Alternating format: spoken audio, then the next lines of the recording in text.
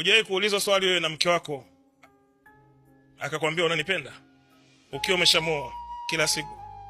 Sasa mtu umemuoa, umefunga naye ndoa kanisani, ndoa takatifu, unampost, unampa show ya komasava unalala naye kila siku nyumbani, umemtambulisha kazini kila kona, watu wanaona bwana huyu ndo mke wa fulani, lakini bado anakuuliza unanipenda?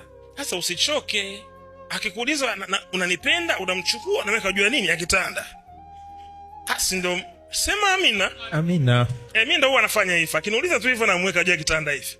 Ambia tayari maji yashachemka. Fanya mapenzi kaka, ukiwa na mke fanya mapenzi. Fanya kabisa. Yani kama una nguvu yani usikwepe hiyo sekta, fanya. Sababu kadri siku zinavyozidi kwenda huwezi kujua kesho yake. Unaamka umeparalyze. Anakuwa dada yako. Dada. So jita.